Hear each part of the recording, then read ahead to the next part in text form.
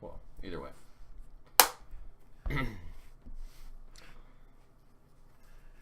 Okay, what we're going to look at here for the CP physics for the next little bit is the idea of work and energy. Work being a force affecting an object's displacement, that is doing work, and energy being the ability to do work, or having the ability to do work. So we're going to start off with work here. Work, as we define it, what happened there? Work, as we define it, is equal to F dot delta x, or a force dotted with displacement. Now this is a kind of weird idea, this dot product, because what's really happening here is that if we have some force and we have some displacement, so here's some delta x and here's some force F, what we're actually doing in order to calculate the amount of work is we want to see how much of this force is actually moving the object in that displacement.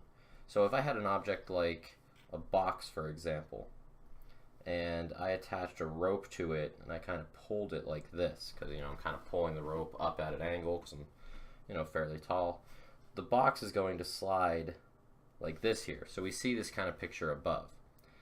What we're actually concerned with, though, is even though this force is acting, some of the force is actually lifting the block, upward. It's making it feel a little bit lighter. You're kind of like pulling up on it, relieving some of that force of the weight going down.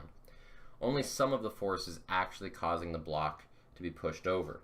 And what we want to know is how much of that force vector, this blue one, is actually pushing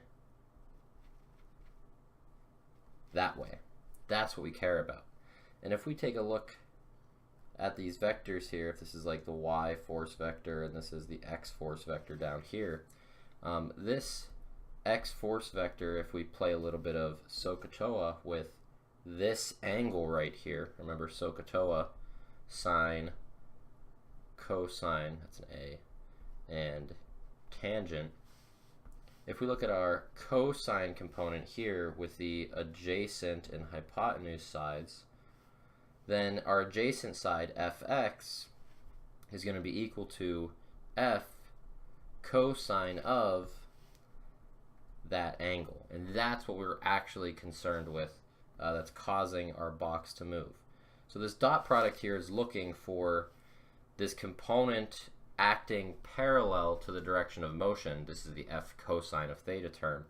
And that means that our dot product here will actually become f times delta x times the cosine of theta, the angle between them. And note, these are technically